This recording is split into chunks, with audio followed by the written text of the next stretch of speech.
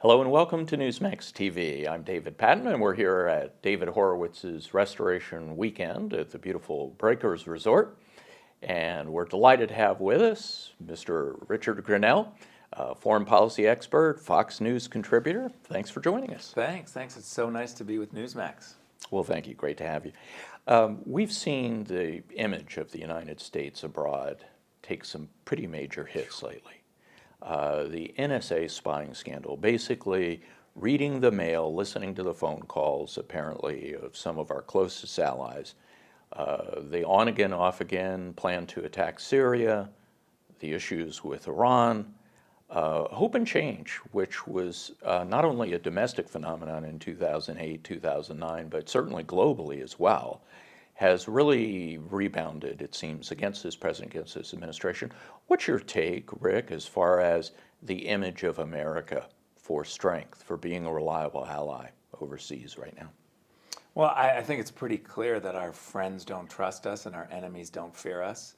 We have a situation at the UN where a president of the United States has claimed that he was going to utilize the UN, but has completely ignored the UN. We can't even lead the Security Council. We have allies like Turkey that are frustrated with us. Jordan in the Middle East no longer trusts us. Israel, it's well known that they have no idea what this president is doing. I think what has really happened is that Barack Obama and the team at the NSC, they really don't have a strategy. They've tried to shoot from the hip when these crises came up, and it's been a disaster. The president doesn't have any core values when it comes to how America should approach these issues.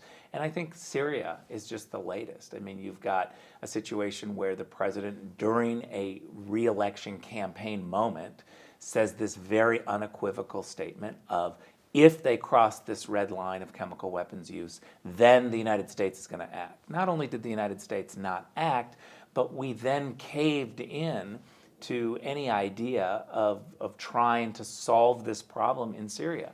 It's really made our allies like Saudi Arabia really upset. And now what we see, for the first time in the history of the UN, the Saudis get a seat on the Security Council and they reject the seat. They actually say, because of the United States' hypocrisy and inability to lead, we don't want to be a part of this Security Council because we don't want to be part of the problem. Now, the media in the United States completely missed that. They kind of chalked up the Saudi rejection of the UN as some sort of minor problem. It is a major problem in the Middle East when the Saudis don't trust the United States enough to even be on the Security Council of the UN. It's a major problem that's unfolding in the Middle East. If the Bush administration, at least in its first term, was a little perhaps too activist abroad, so the neocons might have been pretty happy with the Bush administration, at least in that first term. If one takes that perspective and you consider the fact that Barack Obama basically had the #1 foreign policy goal of getting America out of overseas involvement and to not get involved in any new involvement, whether it might be in Syria, whether it might be in Iran, it seems like we've had the worst of both worlds here. Neither one was successful on the international. Well, you know what I would say to that is if you make a promise that the United States will absolutely not get involved in any wars, that's a political statement. That's just as political as saying, I want to go around and police the world. So the idea that the United States, no matter what happens, is going to ignore the problems because of some political promise that a president made to the American people of, we're tired of war, so we're never going to do anything, what kind of message does that send to the terrorists? The United States is not interested in ever doing any action, no matter what happens, because of a political promise of a president. Both statements are just as political. And so I have a bigger problem when you make political statements that make the United States less safe. I have more respect for someone who is trying to make the United States safe by looking at problems and trying to get involved before they become crises. So on Iran, for example, we had this interim agreement talking about keeping an eye and restricting their nuclear weapons program is really what we're talking about. Came within a hair's breadth of being passed, but socialist France, of all people, stepped in and blocked it, also with the aid, of course, of the Israelis who were opposed to it. Where does this leave the international community? The left said this was a kerfuffle over very little, that it was just an interim agreement. But interim agreements ultimately lead to final agreements, and if you drop sanctions before you really get any major concessions from the Iranians, haven't you left them off the hook? Well, first of all, let's be very clear what happens in Geneva. We first, the United States led the Security Council, 15 members of the Security Council, in 6 times passing resolutions at the UN demanding that Iran stop enriching uranium. That started in 2006 under Ambassador Bolton. He was the first one to bring the Security Council together. The world cried that that was cowboy diplomacy and that we were too tough. But the simple fact is, we led the Security Council into getting an unequivocal resolution that said you must stop enriching uranium. That's what the Security Council resolution said in 2006. It's passed 5 more times since then. We have 6 resolutions with multiple levels of sanctions telling the Iranians very clearly what they needed to do. The Obama administration has ignored that process at the UN. They decided that since Iran wasn't complying, that they wanted to renegotiate with Iran. They wanted to start the whole process over. So outside of the UN system, President Obama, with the Europeans, the P5, the permanent members of the Security Council, the 5 members, plus Germany, it's called P5+1, they decide to hold separate talks in Geneva.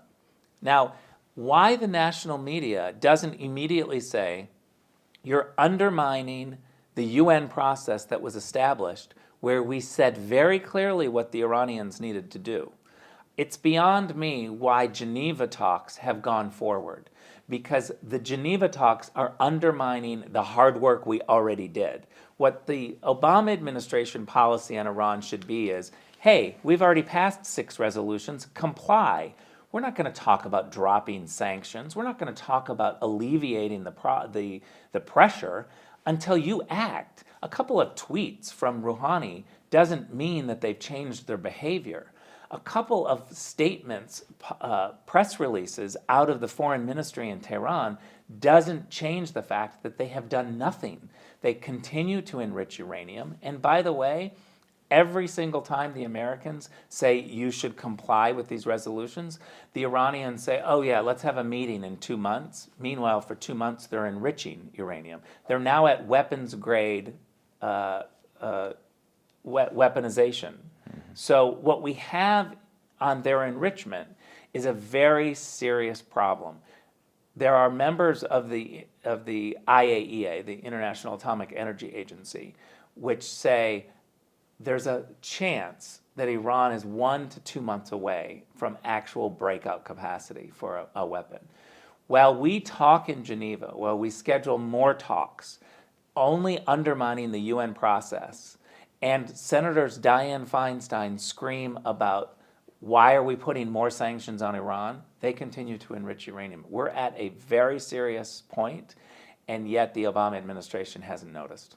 Israel's, has reserved the right to attack Iran if they feel like they have to get rid of that nuclear capability. But some analysts say that basically they've waited too long, they've missed their opportunity, too much of it is buried, too much of the centrifuges are scattered at various locations around the country, and they just don't have that as an option anymore. What's your analysis of that? It's a very good question, and I think a lot of people are concerned that we've waited too long.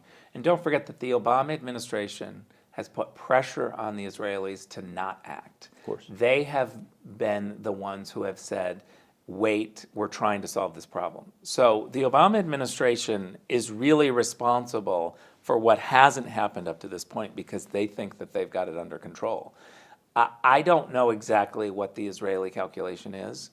I trust the Israelis that they understand that this is a very serious problem, and I hope they haven't waited too long.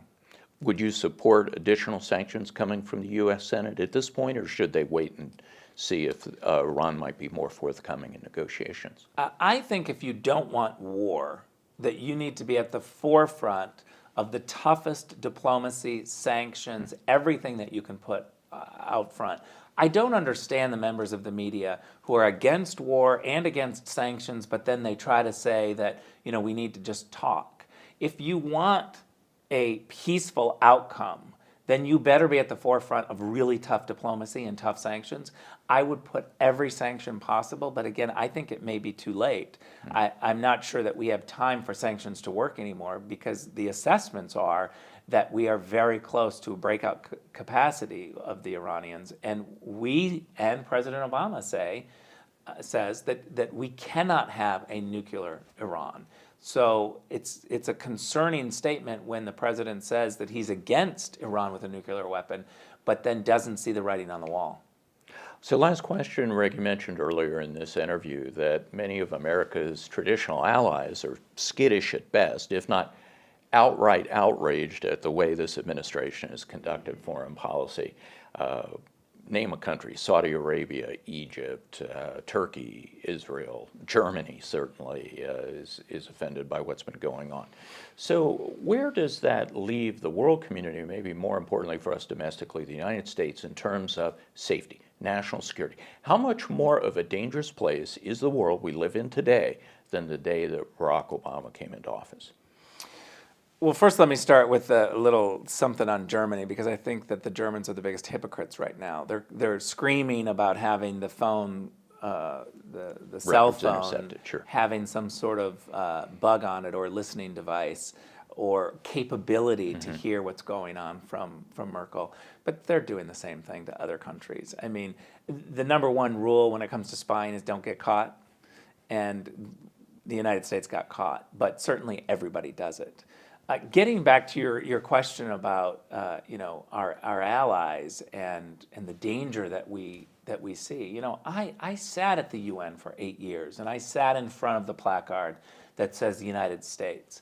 And I can tell you that when you're in a room of a whole bunch of other countries, when a problem comes up, everybody in that room turns and looks at the person who's sitting behind the United States placard.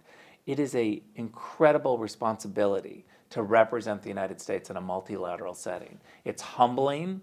You get very concerned about leadership issues. You want to put forward ideas that will bring people together. And there's no question when there is a lack of leadership behind the United States placard that everyone else comes up with their own ideas and their own agendas, and we have no global leadership. It's a scary moment, and I think we've seen it with a whole bunch of ideas on Iran from Latin American countries and other countries that have their own agenda. And what the United States needs to feel very comfortable with is putting forward an agenda that's right for us. Every other country does it. We're the only ones that get in trouble for doing it. Well, Rick Granelle, a foreign policy expert, thank you for joining us on Newsmax TV. Thanks for having me. And thank you for watching Newsmax TV.